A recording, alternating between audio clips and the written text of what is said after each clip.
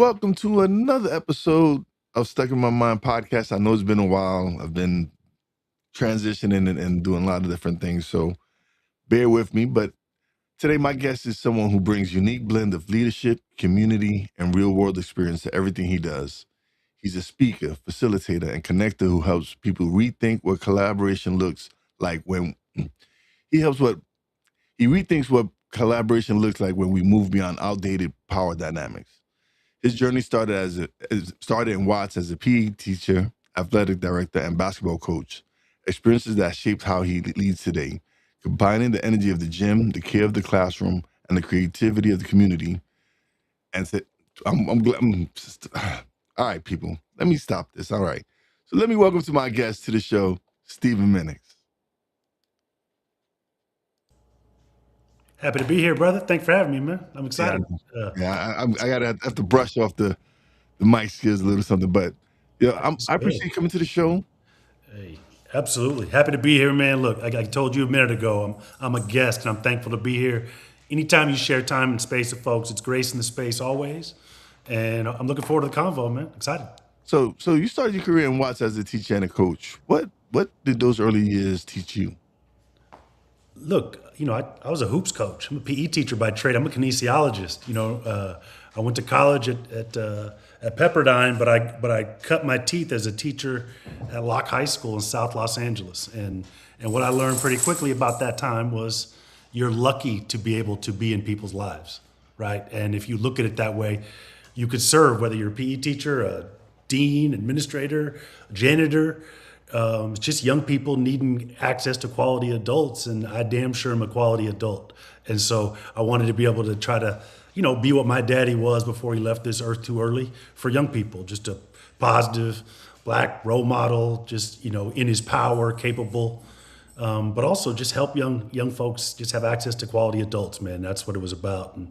And wherever you're at, if you believe in that, you're always winning. Absolutely. So how did working in that environment shape your leadership style? Oh man, it taught me everything I need to know. I joke that I became a man as a teacher at Locke High School and people think it's a joke. They try to usually make it like, oh, it's the hood, it's tough, it's gritty. And what you don't understand is it's just kids, man. Like kids don't decide where they grow up, right? Like if you're a parent or not, like if you and your spouse or you and your partner have a kid, that kid is just wherever you're at is where that kid gets to live and grow up. And I looked at my time there as a true opportunity to understand kind of like what's going on in this world. Like, how do I help? What's my job? My job is PE teaching. Great. Well, how do I, given the limited resources and the limited access I had, make that the best damn experience for young people possible? And so whether it's PE, coaching, softball, etc., the mindset was always the same, which was how do you serve and help whoever you're working with be seen? And if you can help people be seen, then leadership is easy. You can lead from the back, you can lead from the side, right? But if leadership is directional only to you, you're losing. And I think Locke is one of those towns, one of those communities in South Los Angeles that you can't BS it.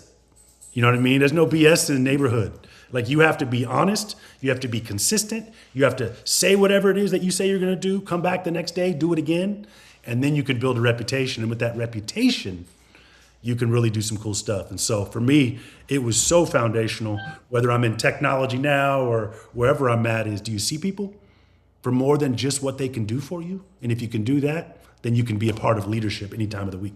And that's something that I've learned through podcasting and the networking and the relationships I've been able to build, right? It's not always, it's how I can help you, right? Like, Sure. Like for me, when I learned podcasting and everything, I didn't have a clue what an RSS feed, didn't know anything about editing video, editing audio, what kind of mic I needed to use, what camera.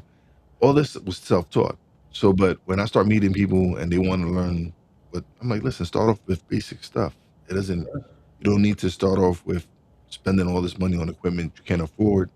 Start off with stuff you can get and just start. The point of just doing it was just, that's how I did it. I just started. Yeah. Also, you're not talking about brain surgery, right? And I don't mean to say that to say it's not hard. But like if you make a mistake, knock on wood, someone's not going to die. Yeah. So like whether you buy the nice mic or the not nice mic or the lighting or whatever, but you were curious. You Hmm. started and you were curious, and to me, that's everything. Curiosity is it.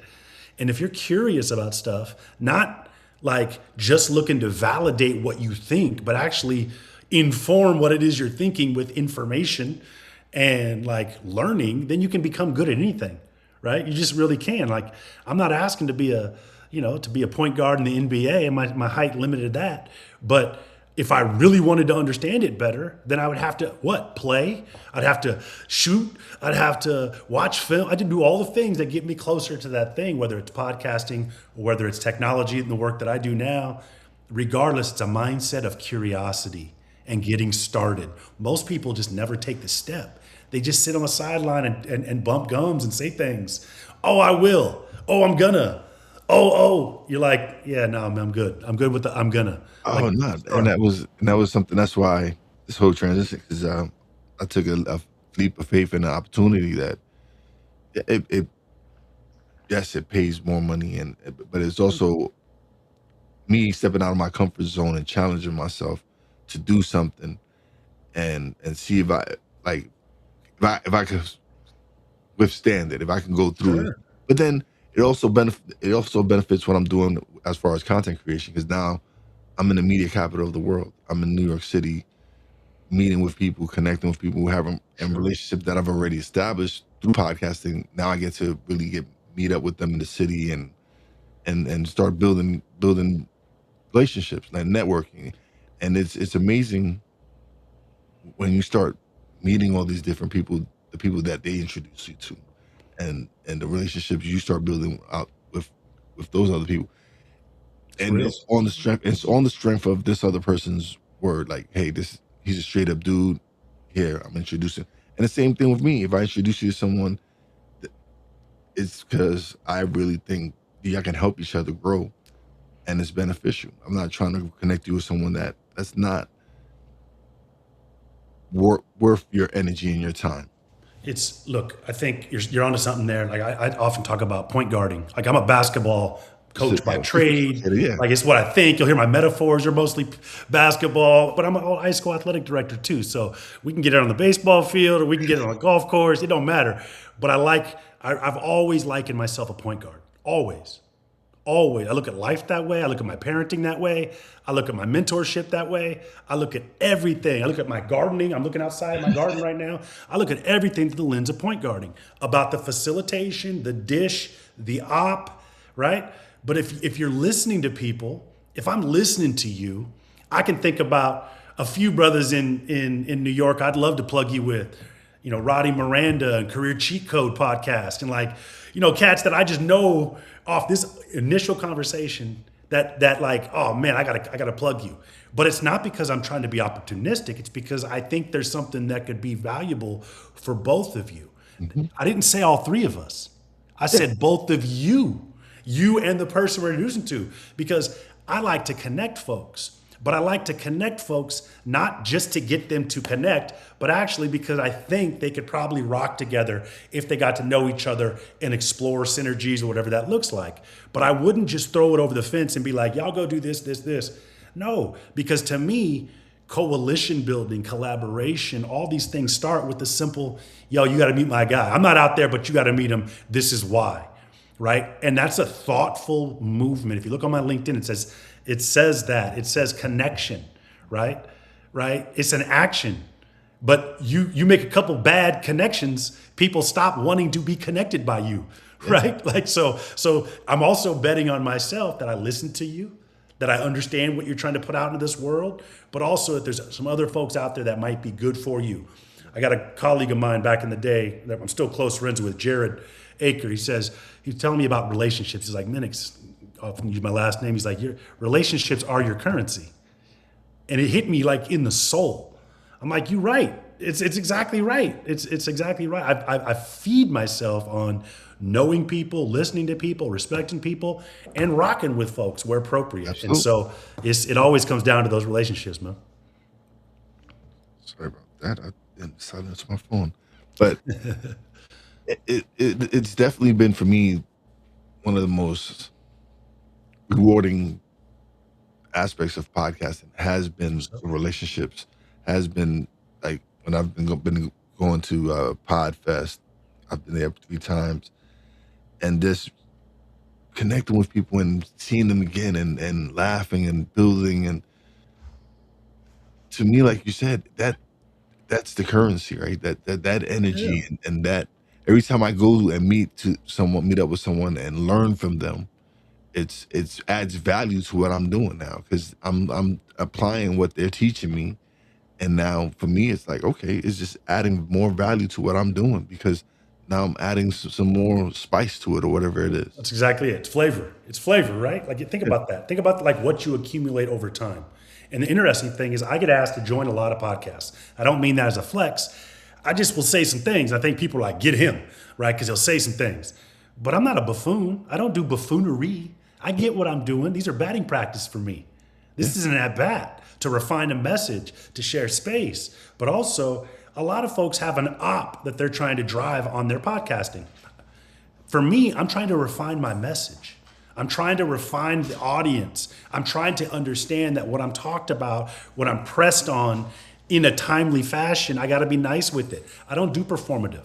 I don't do anything performative. I am too old in this life to understand that performative BS just gets you dancing and shucking and jiving. And I ain't that dude, right? So I want to be able to authentically communicate, interact, engage with people. But I'm not waiting for like a bar or like a zzz, like a zinger. Gotcha. Like, yo, man, it's not. I got a life for that. Like work, it ain't what it's about. It's about sharing. It's about talking. And if you think about a lot of what we get stuck in now in this world, a lot of AI slop, a lot of AI everything. And I'm not saying that AI hating. I'm just saying like No, everything's kind of absolutely. contrived, generated, kind of fake, kind of facade. I'm not. You ain't. You know what I mean? This Oh, conversation ain't, right? Even with little hiccups. Well, those hiccups are real. What do I want in my life? I want real. reality. I Yeah. don't want more sanitized. You're in my kitchen right now. I still got the rafters hanging up, the little thing This, up this, there. this was my You know what daughter's I'm saying? bedroom before she moved out. Yeah. I got pink walls, bro. I love it. I I love got it. pink walls. I'm a dad of 3 daughters, bro. Yeah. Bring all the pink you can bring. But like, So, but like, some people think that you got to put this veneer on, this avatar of you gotta be professionalism, yourself, this man. avatar Yeah. of like, my title says I should sit up straight. And don't get me wrong, I understand the arena and I understand being respectful. But I Yes. also understand that like we gotta be able to be authentic and talk to each other. Part of me finding you to be on this conversation was because the group that I work with to try to figure out where to go put my time, I said, look, I need to diversify the audiences that I'm engaging with. And I want to talk about mindset. And I want to talk about to the brother with the hat on. Or I want to talk because I don't just want to be on another polished arena having a talking point centric conversation that doesn't do what we want to do, which is build a relationship and be authentic. You know what I'm saying? So like you're giving me an opportunity to do what I want to be doing. And so for that, I'm grateful. And I got to show up and be ready to rock. You know what I mean? Because maybe somebody hears something. Maybe somebody resonates with something. Maybe somebody's like, yo, I want to learn more about that dude Minix and what he's up to. Great, objective met, but through my opportunity in a conversation with you. And I think that's how we got to understand this world's connected, right? It's connected. It is, believe it or not, it is hyper connected. And so being in the arena is important. And these kind of shops or these kind of conversations are so essential to that, in my opinion. You know what I mean? I just really think they are. Oh no, it's definitely is important. That's why I do the podcast, right? That's Because what's up. it was all the other content. Like everybody puts all this. Yeah, there's content that gets way more clicks because it's whatever. It's not what the energy that I want to put, right? Like That's what's up. the content I want to put in is towards growth mindset and building and trying to develop people. And yes, it's not what people want to see. They want to see the clickbait and all.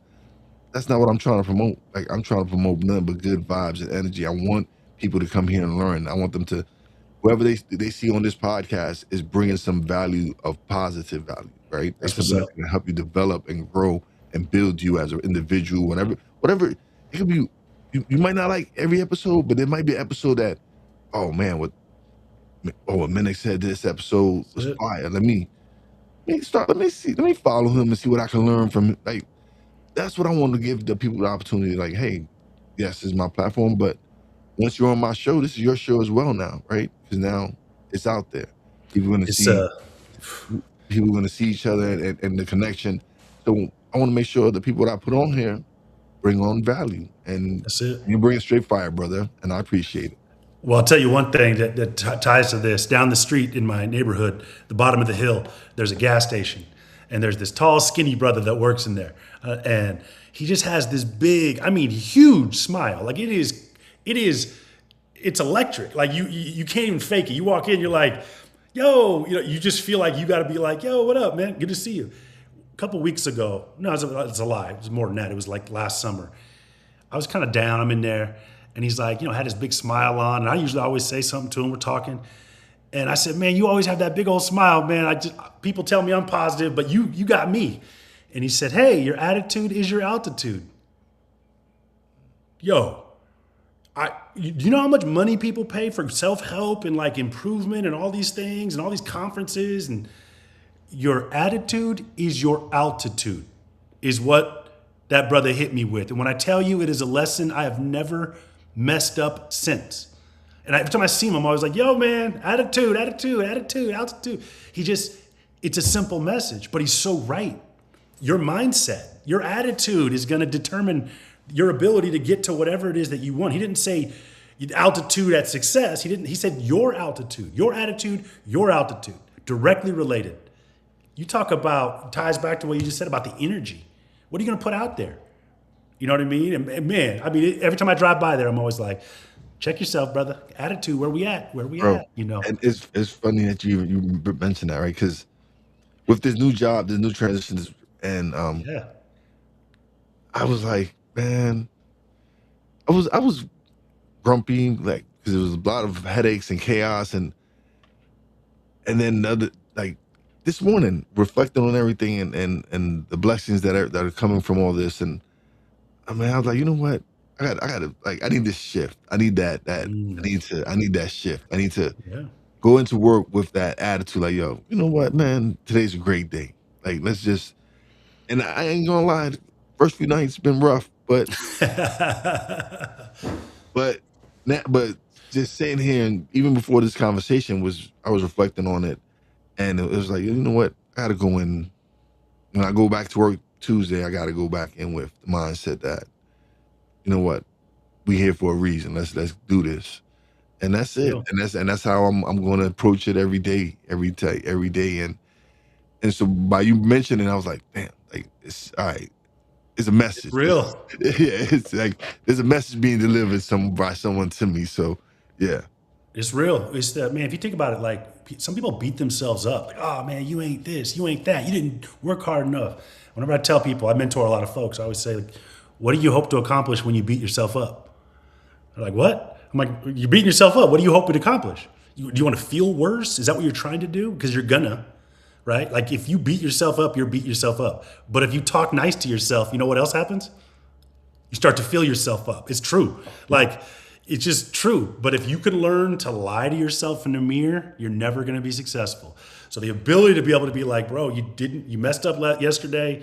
You didn't bring it. Let's get it today. But that ability to be honest to yourself and go after it is huge. And most of us struggle with it. But like negative self-talk does not help you. It doesn't, no, right? And so like when you're like, yo, got this job, got to get that, I go back to hooping, got to get that lather, got to get that sweat before I go out there. You know what I mean? I got to get my mind right. It's not lying. It's not toxic positivity, but it's being your own hype man or woman, getting yourself ready to go, right? And I think that's important. And so however you get the message, make sure you get the message. Sometimes we forget it, but we got to be reminded for sure. yeah, no. Like I said, I was just so it was just hitting me now. Yeah, Just now, you bringing it up now, right? And it's just hits back, like just all that's right. it. That's the message delivered to me. That's what I'm saying. It was something that, yes, there was a message that needed to be delivered, and I just really received it, so I'm good. So That's thank you. great. So, so what role does storytelling play in creating an Ooh. impact? Yeah, I mean, look, when's the last time you changed what you're doing just because you changed it? Usually someone says something to you, you usually get a note, like you get a lesson, you get some knowledge, you saw a movie, right? Everything's about storytelling, business storytelling, A relationship with my wife's about storytelling, right? I got to tell her what's going on in my life, how I'm feeling, and you people don't know what you're up to until you tell them, right? And a lot of times, when you're thinking about community, or you're thinking about, in some of the work I work in between funders, like philanthropy and nonprofits, or impact investors and the folks they fund. Those are opposite sides of the same kind of game that don't always understand each other. Storytelling matters, right? Being able to talk about what you're up to matters.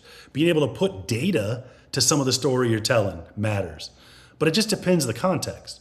Everything, though, is about storytelling, and I think storytelling comes back to connection, right? You don't tell stories because you don't want people to understand it. You tell stories so that people can either learn more about you, learn more about an issue, learn more about things you care about, right? I tell stories all the time about like the power of sports in my life to help me navigate my dad dying when I was a little kid, right? Like I don't need to go into like the data set behind being a little boy of color who lost a dad at 11, and like show you like the data that shows that little boys who lose their black fathers at this age likely.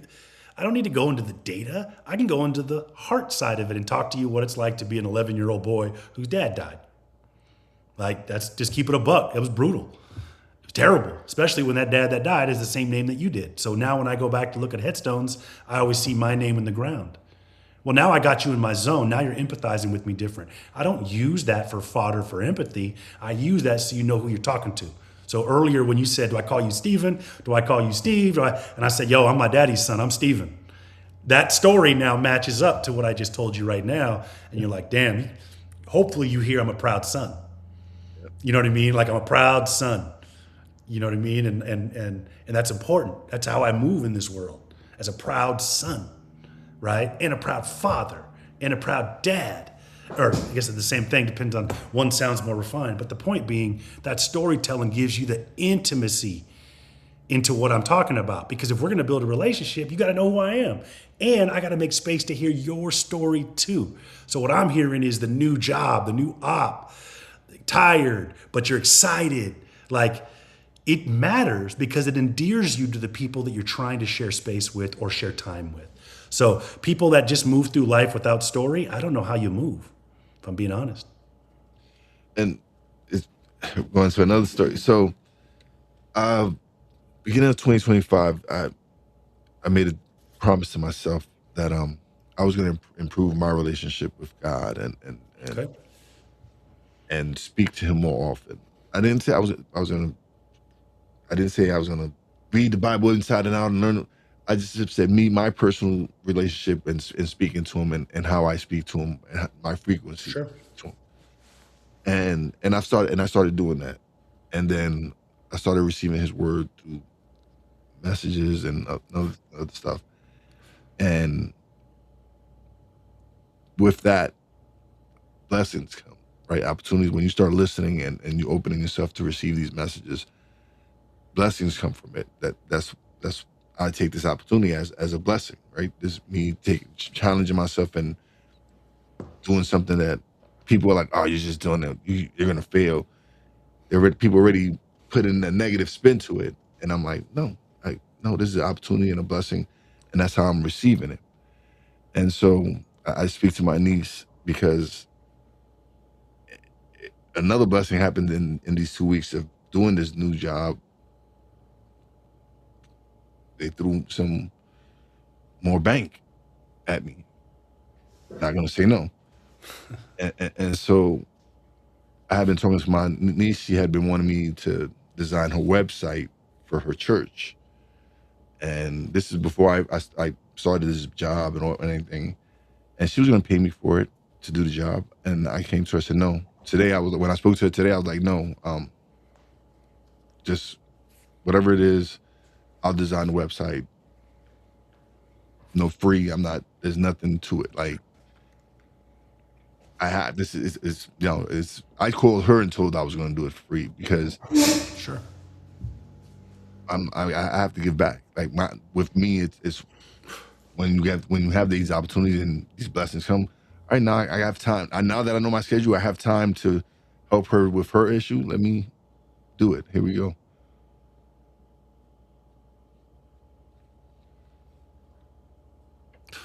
It's you still there? Yeah, I'm here. Yeah. It's I don't move to get more. Yeah. I move to give, right? Hmm. I just took my daughter with me to LA last week. I live in San Diego. We were up there for an event. It was a Sunday. And I said, hey, I want you to see how daddy moves in these spaces. Because I rep her, right? Like she got the same last name I got. Like some might think that I rep the family, but no, man, I'm here for my kids and my wife. And, I wanted her to see how like when I say we in this conversation, I mean my wife and I, we move to give like opportunities to others. Whatever our work is, it's always been designed on how do you help somebody else get theirs. We never start with what can we get, whether that's religious tint to that, whether that's a spiritual tint to that, whether that's a servant mindset tint to that, whichever way we take that, it's about service. Hmm. We always believe in serving others. Yeah. And my wife and I often have these conversations about how tired we are and how exhausted we are and like we didn't save time for ourselves and blah, blah, blah. And then we kind of look at each other and smile a little bit because we know what we're doing, which is giving to others, right? And we hope we save enough for each other because we need to. But that's how we show up, is by like taking that phone call with that young brother that used to be one of my point guards or players back in the day that's now 35 and trying to figure out his job opportunities. And he's nervous, right? Like being available. But I think some people think that your performance or your ability to create value as per se a business value only is the only way you then feel valuable. I'm valuable yesterday. I'm valuable right now, about to be valuable in 20 minutes. And I'm going to be real valuable in about 2 or hour and a half when I'm in front of at the YMCA in southeastern San Diego, watching my daughter give some little girl problems up top playing defense, right? Be valuable there. But my value is not my productivity. I can provide value in a business setting, but you got to be able to bifurcate kind of what we say when we're talking about how do I feel valuable? How do I feel proud? How does my work see me? How does my family see me? And being able to kind of visit all that. But I know this, you can fire me from my job. I'm not going to look at myself as less valuable as a person in this world. Absolutely. You could fire me from my role as a dad, which would be horrible. I don't even want to extend that metaphor out too much, but like you can be removed from all the things that you do. You still have value if you believe it. And I think it's really important for us to not over index on what it is that we do that creates value. But like, I'm an air breathing member of society, just like you are. If we were in New York together, we could be on a subway together, right? Like you need space like I need space. You need water like I need water. We drive these freeways. I need to drive these freeways. Like if we looked at things a little bit more connected, and our willingness to examine what value we bring to the planet and the world, and also what are we willing to give? I think about what I'm willing to give way before I think about what am I asking for, right? And that allows me to sleep heavy, but also always stay kind of anchored to my true north, which is like service. You know what I mean? Like how do you serve? Because with that, it comes. I remember being at Pepperdine on the way to the cafeteria. It said, freely ye give, freely ye receive. That's what it says on the cafeteria on the walk-in, right? I've never forgotten that. A lot of my alum did. I didn't. I still give, always, because I know it's what I believe in. You know what I mean? So that's a cool story and cool anecdote hearing you spending that time trying to re-examine how you're spending your own time. Yeah. It's really great. No, it's like I said, it's been an amazing. Uh, what is it now? 16 months since I dedicated that, right? And it's just been so many different opportunities and blessings, and just me realizing the shift, right? And running with it and taking these opportunities and now that I'm kind of getting my schedule together, I can get back to what I love, doing the show and putting out the content That's what's up. and helping just deliver a positive message. So it's just been because it allows me to do, like I said, be in New York and connect with. I actually do another show with a friend of mine, Yayoi, and she's in New York City. and we would do it like remotely like this. Like, so now we get an opportunity to now collaborate in New York City, Oh, that's what's up. probably go rent a studio or whatever, and record our show, probably a few episodes, condense it in, and be able to now do it. We can really bounce off the energy in the room. Like, because even though we do it, even though we can transmit the energy on this Sure. here is amazing, but now in person and hanging out and really getting to connect and really build, and there's so many opportunities that I miss because I'm in the mountains here in the mountains in Pennsylvania, right? So now with New York, they always have these events where I could get to attend and connect with fellow podcasters and other media companies and stuff like that. So I'm looking at just all the opportunities and the relationships I get to build. That's to me is Sure. the most exciting part, right? Sure. Is the relationship building, is connecting with people and connecting with the right people and helping to like you said, serve others and find a way where can I find my space to be able to help and serve others at whatever they want to do. Sure. It's a good spot to be in because then you can realize that it's sustainable, right? I think some of the hard part in this world, like when I was a teacher, I started teaching at 22. Well, I can give. I had no kids. All I had to do was pay my credit card bills, pay my rent, have a social life. But for the most part, I just had to be at work. I could stay at work as late as I wanted to. I could go out, goof around. As long as I'm back at work, I'm good. Well, then you grow up and then you get more responsibilities. You get a spouse, you get some kids, and you have different things that you care about, right? Like as a teacher at 22, what I knew and what I was focused on and the work that I was putting in, I'd get to work at 7. I'd leave at 10 o'clock at night because I'd keep the gym open late because we'd hoop or we'd lift or we'd do something. But now I got to pick up kids at 3 because they got to get to practice. So things change. So as things change, you change. But what hasn't changed for me is the belief that I want to do this work, but I have other things to give my time to. So for work to be sustainable and for the joy in the work that I do, I needed to find a different way to have the same kind of impact and legitimacy while also making sure that I'm not robbing Peter to pay Paul. I can't be out raising your kids, coaching your kids, while my kids are running around the backyard with nobody paying attention to them. Right. So like I had to make decisions. And so when you make those decisions to shift what you're working in, well, now if I pour in through mentorship and capacity building and thought leadership, well, now I can still put out the work I care to do in a way that's self-preserving, so I don't have to be there by myself at all hours of night, and I can be home with my family. Oh, but I had to give up something, namely being on a sideline, being a high school basketball coach, to get to what I got to now. And so the ability to give up, but also to get more of what you want or to make space for more of what you want, that's the growing up, that's the leveling up piece. And when you keep talking about relationships, that's one of the things that you learn from some of these relationships is people will say, I had to make this step. You said at the beginning of this, I took a step. I had to get out of my comfort zone. Yeah. I'm a high school PE teacher that helped start a technology company doing impact data and analytics. Which one of those connects? Right? You just don't. Of it. You know what I mean? Of it. You know Yeah. what I mean? But the relevance and the patterns and the showing up and being a good teammate and understanding and being curious, that was evergreen as a teacher. Damn sure evergreen in what I do running community for UpMetrics. Evergreen there too.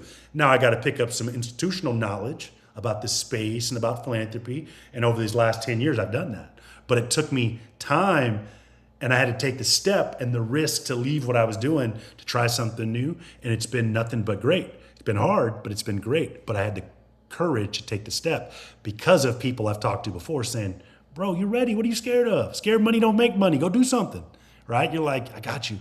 But this is my job. I got you. But that's how I made that shift for sure. Yeah.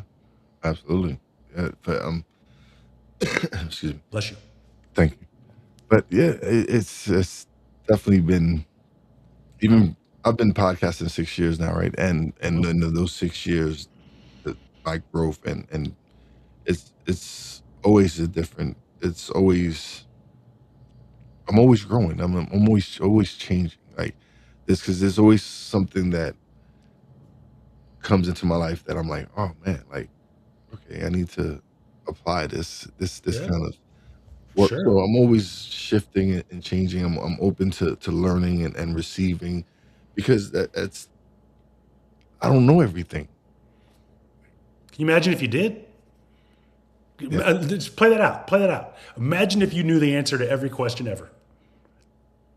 Yo, that doesn't sound too awesome. Like no, that next day you wake up, you're like, I know all the answers. Okay, well, what are you going to do? I don't know. I know everything. yeah. That would be horrible. For me, that would be horrible. That would be a life without curiosity. I'm not sure I'd be excited about that. I know the score of the game. I know what's going to happen with that thing. I know what deal is going to happen. That could have sounded cool when I was younger, but that's As pretty. you older, you're like, I don't want to know everything. I still Yeah, want I to don't learn. want, it's too much. I don't need to know everything. I still want to learn Yeah, and get that feeling when you accomplish something for the first time sure, ever. Like, yeah, I still want to learn. Like these things, like me build, like me. Like I said, I didn't go to school for code or any of that, sure. and for me to build my website, and now I'm gonna go do my niece's and her church's website because it's like, you know what, like let me just try and learn. Like, what's gonna stop? What does hurt for me to go in and build this? Like, Yeah, it's my website. Let me just go and now I get to really experiment and build and learn. Like, all right, this works. This doesn't work. But it took me again challenging myself, doing something that I'm not used to doing, or even just one day just decided I want to learn it. Like, let me let me go and absolutely. And there's a time and a place for that, right? Like some of this is like sometimes you don't have the sometimes your stage of life doesn't afford you the ability to take a risk. You know what I mean? Like you might have a job that's paying the bills. You might hate the job and you're like, I don't want to do this anymore. It's killing my soul, blah blah blah. But you might be the only one making money in your house that can pay the bills to feed people. So your ability to take a risk might not be as much as if you had a bunch of savings, a bunch of opportunity jobs lined up, and you could just pivot, right? So sometimes just wanting to change because you want to change, your life circumstances make that harder. The decisions I can make today at 46, almost 47 years old, are totally different than what I could have made at 22, 23. And so, like, what I tell myself, for example, I'll go back to the basketball side. I know I will be coaching high school basketball again. Can't wait. But I know I will wait because I got some fish to fry in this work I'm doing with UpMetrics that means a lot to me.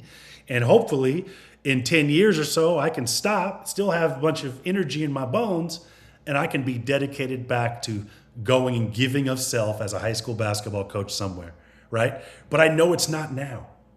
And so it's not like I'm punching air, mad that I can't be coaching hoops right now. It's not. It's just, it's not now. And so the wisdom, which I think is knowledge acquired over time, yeah, the wisdom I now have is to say, like, not everything is needed today or yesterday. Some of these things I can put further out so I can focus on what I need to focus on now, yeah, right? And so I got a 14-year-old daughter, I have an 11-year-old daughter, and I have about to be 7-year-old daughter. So I have 3 daughters. They need daddy a lot in a good way, and I need them, and they need mama, and I don't need to be on the road 7 more days traveling just because I could be on the road 7 more days traveling for work, because those 7 more days away are taking from the equity that I'm building with my own kids. So I need to be thoughtful about where I spend my time. Not my company's fault, not my kids' fault. I want to live this life. It's on me, the professional, to decide what am I going to do? What am I going to give up? Where am I going to level up? What am I going to say no to now? And that's the hard part. But that's why these conversations matter, because what you hear is there's other cats going through similar stuff. And you're like, absolutely. oh, that's how he handled it, or that's how she handled it. Oh, I didn't even think about that. And sometimes you hear something different from somebody you don't know well, but that lands so different. You know what I'm saying? Like my man down at the gas station, him dropping that jewel about attitude being your altitude. That's never going to be lost. I tell so many people that story, right? I get paid. I get asked to be on stage a lot, thankfully. I get asked to give keynotes. I get asked to give webcams or podcasts. I'm thankful. And I share his story a lot of times. That's how much it poured into me when he hit me with it. You know what I mean? So, like, it's all about accumulating information and knowledge so that you can use it and learn from it, whether it's to talk about it, whether it's to feel different, whether it's the chat saying a lot of positive Oh, attitudes, yeah, teaching you stuff. Like, we'll show that. We're about to show that. you know what I'm saying? That's my good friend by me. That's what's up. He actually when I first started my podcast, he actually created my first pieces of merch for me. Oh, dope. He this is Oh, my there you first go. plug. So Let's go. he created for me. He created my first hoodie. So he was a brother I worked with, and I knew he had the machine to embroider hats Yeah, and hoodies and like I said, I support my peoples. So brother. first Shouts person, out for sure. first person I thought about, hey, buy me, hey, can you make me these many hoodies, boom, delivered them. That's the way it works. I ordered the hoodies and then he came pick them up and he did his job, he did his work. So for me it was an honor to be able to support him and what he's doing. So and That's since real. and he's been real. He's been following me since day one. Like my brother been here with me since I started podcasting. He tunes in and when he always seems to catch the right episodes, right? He always there's certain episodes he tunes in and it's these types of episodes like with the conversation we're having. It's those he tunes in on the right one. Or he might tune in and just not chime, but it might be is that this episode's resonating with him, so he chimes in. So definitely. Hey, it's always good to be on time, man. So I mean, but also something you said there is he's been rocking with you, Yeah. right? I know who those folks are with me. You know what I mean? Like I know who they are. The thing I just did in LA was a cat that I mentored for years ago. Not a client directly, but he asked me if I would moderate this panel, big wig panel for him. I said, bro, I'll get down there. I'll get up there, excuse me, to LA. Jumped on a train to get up to LA on a Sunday because he's doing something.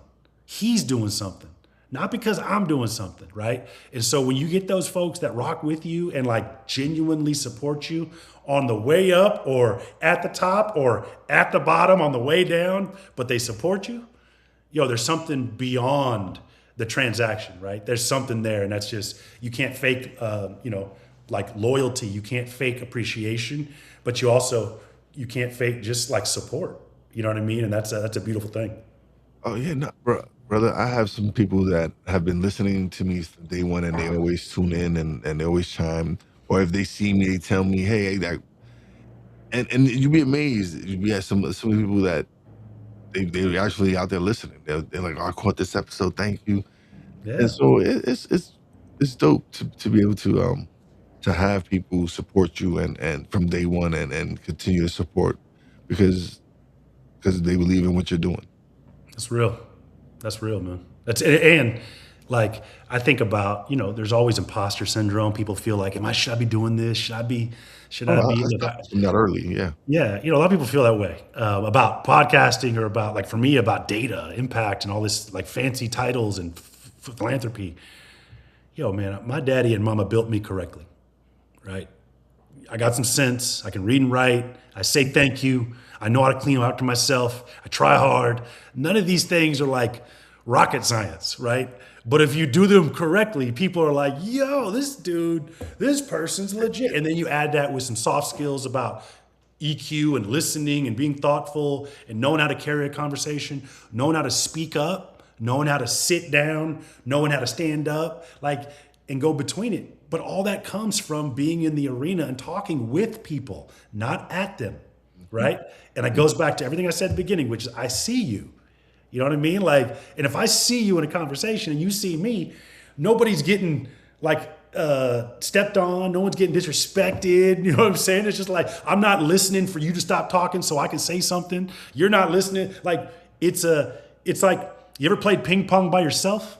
You know what I'm saying? Like, good luck. Like, it can be done. You can hit against the wall, Yeah, sure. yeah. But the reality is you kind of need somebody else hit that ball back. That's the conversation. That's the relationship. That's Yeah. the vibe. That's the energy. You got a chance with that. But if you don't got someone to hit the ball back with, then it's just you woofing. Too many people woofing. Yeah, And I mean, I that's want way too this. many. That's too many, way too many people out there with it. Oh man. And like you said, and for me, it's always been I thrive on the authentic conversations, right? Those are the best ones when you, yeah, I have some set questions, but from Sure. those set questions, it it it builds you. Being a good host means you have to also improv. It's like you have to Absolutely. really be yourself, like just, and that's how I come. Every time I come on this, I'm me. I don't change who I am. I don't portray to be this person that I'm not. Yeah. And and I had to realize that, right? Because like when you mentioned imposter syndrome, I was like, oh, I belong in this space. Should I be talking about this? I'm not. I don't got no initials after my name, and then like, but no, but I have life experiences. I've been through stuff. Like I was widowed at 31. Now I've Damn. been all these. I've experienced all these different things. There was a span where my wife passed away in '08. I reunite with my dad after 28 years not seeing him, Damn.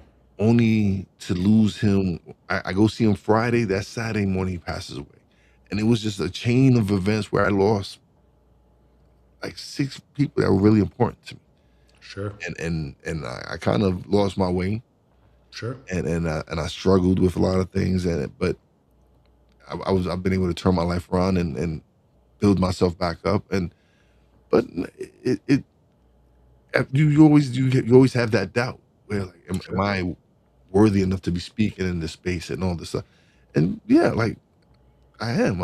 I've experienced a lot of stuff. People can learn from whatever I've gone through. If anyone can speak on grief and all those and hardships and all this stuff, it's me. I've experienced it, so I don't mind sharing my story and helping someone who might be going through something similar, and they're like, man, if he went through it, then me, maybe I can overcome it, and so yeah, I'm not ashamed of the things that happened or whatever life experience I've gone through.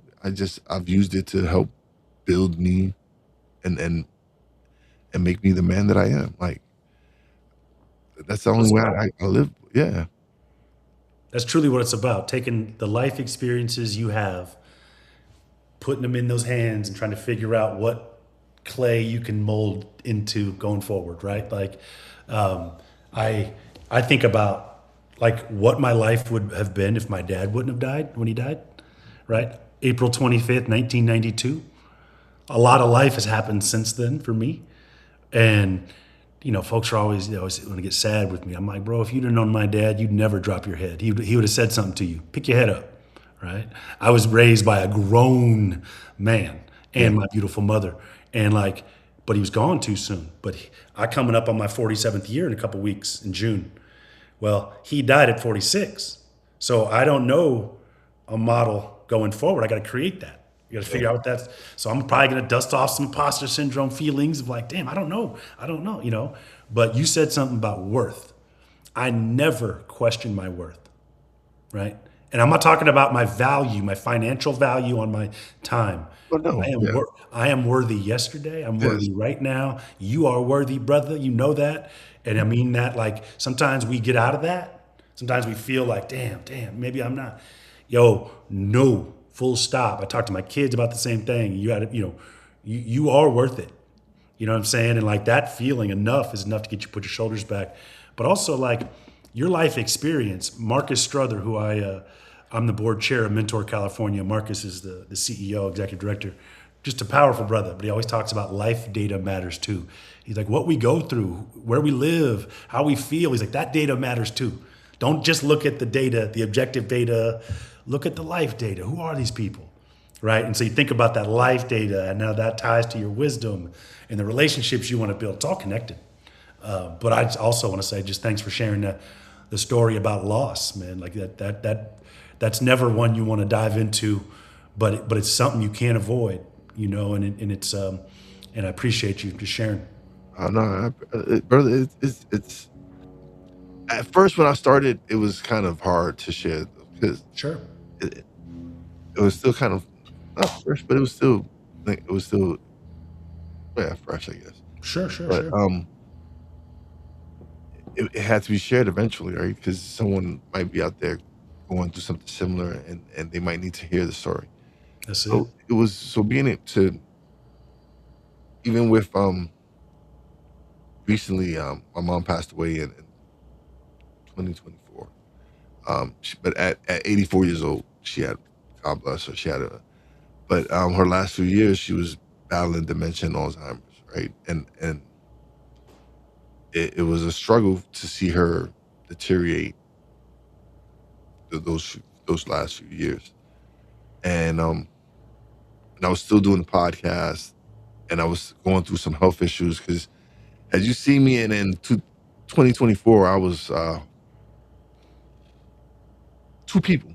I was two people. I weighed close to 400 pounds, Wow. and so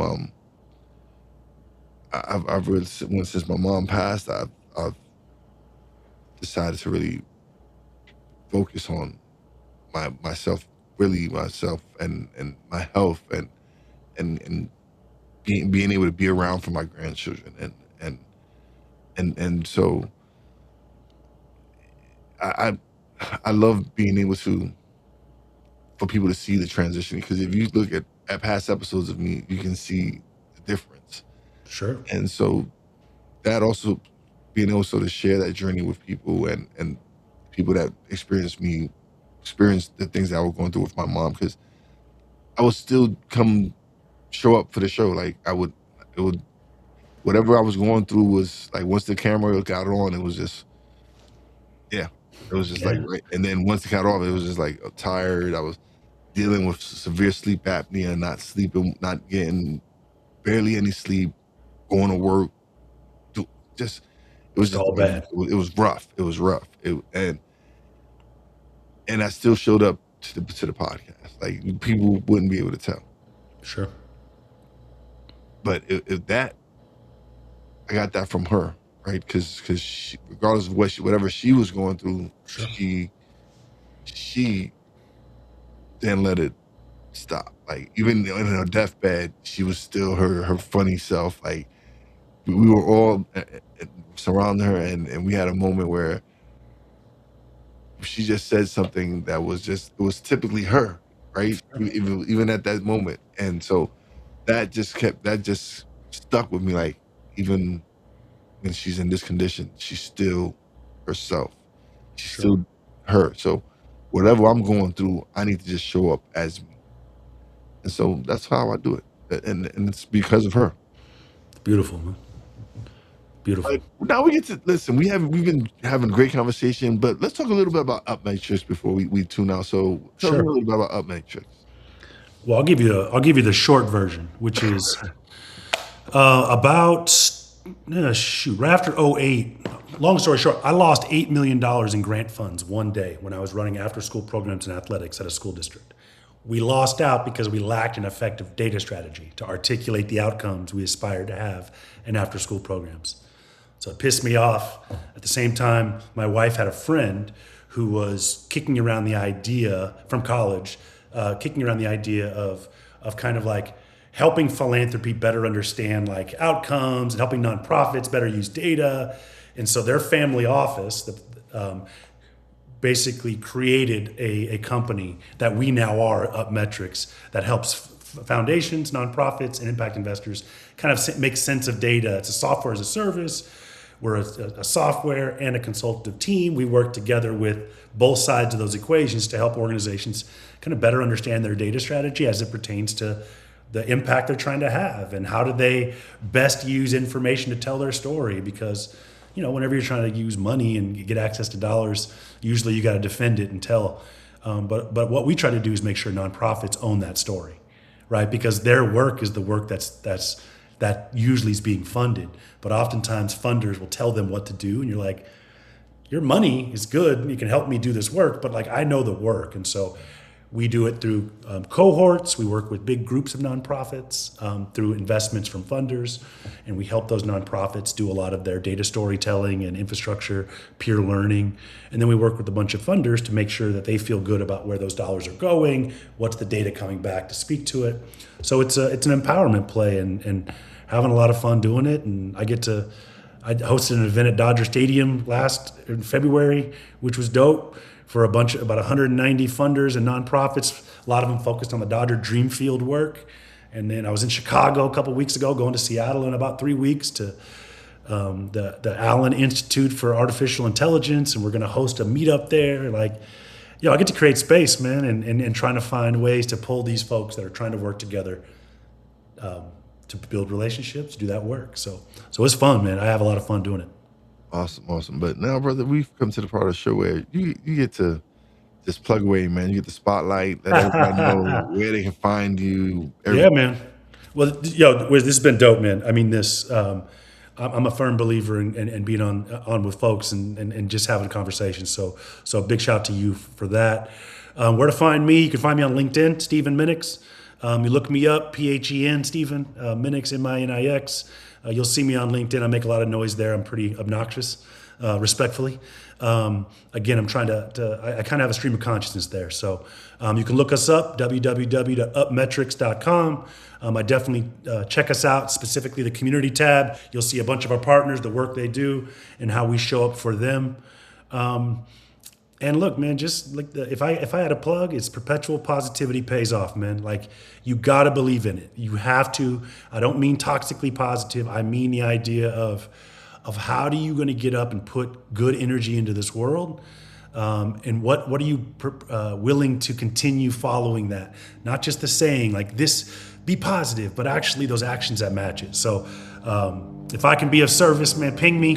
I'm always looking for folks on LinkedIn to talk to and have conversations with. But I just appreciate this space today, man. This has been dope, and a big fan of the time today.